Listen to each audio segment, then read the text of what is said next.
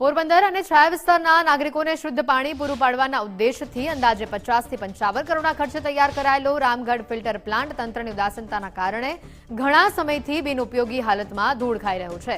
વર્ષ 2020માં શરૂ થયેલો આ આધુનિક પ્લાન્ટ માત્ર 2 જ વર્ષમાં બંધ કરી દેવાતા અને યોગ્ય જાળવણીના અભાવે ત્યાં સેવાળ જામી જતા કરોડો રૂપિયાના અંધેર વહીવટ સામે જનતામાં અનેક સવાલ ઉભા થયા છે। હાલ સમગ્ર શહેરને માત્ર જાવંત્રી ફિલ્ટર પ્લાન્ટ પર જ નિર્ભર રહેવું પડે છે, જ્યારે બીજી તરફ પોરબંદર મહાનગરપાલિકાના ડેપ્યુટી કમિશનર મનન ચતુર્વેદી દ્વારા આ અંગે સ્પષ્ટતા કરવામાં આવી છે કે પ્રજા પર બિનજરૂરી આર્થિક બોજ ન વધે તેના માટે હાલ આ પ્લાન્ટને માત્ર સ્ટેન્ડ બાય સ્થિતિમાં રાખવામાં આવ્યો છે।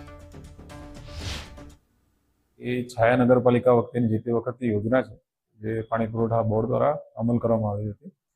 ત્યારબાદ 2020ની સાલમાં જે તે સમયે ફિલ્ટર પ્લાન્ટ તો શરૂ હતો, છાયા નગરપાલિકા અલગ હતી ત્યારની વાત છે, પણ જ્યારે મર્જ થઈ પોરબંદર સાથે છાયા નગરપાલિકા ત્યારબાદ વનાણા ખાતે એક જે 2 લાઈનો છે પોરબંદરની અને છાયાની 2 પેરેલલ લાઈનો હતી અલગ અલગ, ત્યાં ટોલનાકા પાસે એક જોઈન્ટ આપવામાં આવ્યો હતો, જેથી કરીને પોરબંદરનો જે ફિલ્ટર પ્લાન્ટ છે ત્યાંથી જ અમે એને ઓપરેટ કરીને અને છાયામાં પણ અત્યારે પાણી વિતરણ કરી શકીએ છીએ। પોરબંદરના ફિલ્ટર પ્લાન્ટની કેપેસિટી પૂરતી છે, તેમાં અત્યારે પણ કેપેસિટી અમુક ખાલી છે, જેથી એક જ પ્લાન્ટના ઉપયોગથી અમે છાયામાં પણ પાણી વિતરણ કરીએ છીએ। બીજો જે પ્લાન્ટ છે એની કેપેસિટી અત્યારે અનયુટિલાઇઝ છે, તે ભવિષ્યમાં અમને વધુ પાણીની આવક થાય અને અહીંયા શહેરમાં ડિસ્ટ્રીબ્યુશન નેટવર્ક ઊભું કરીએ અને જરૂરિયાત પડશે ત્યારે તેને ઓપરેટ અમે કરીશું। પોરબંદર મહાનગરપાલિકાનું એક નવું નજરાણું તમને બતાવું। હાલ આપણે પોરબંદર જિલ્લાના રાણાવા તાલુકાના રામગઢ ગામ નજીક આવેલા ફિલ્ટર પ્લાન્ટમાં છે, જ્યાંથી પીવાનું પાણી પૂરું પાડવામાં આવે છે। પરંતુ કમનસીબી એ છે કે આ ફિલ્ટર પ્લાન્ટ 5 વર્ષથી ખંડેર હાલતમાં છે, બિનઉપયોગી છે। આ ફિલ્ટર પ્લાન્ટ 50 થી 55 કરોડના ખર્ચે બનાવવામાં આવ્યું છે તેમ કહેવાય રહ્યું છે।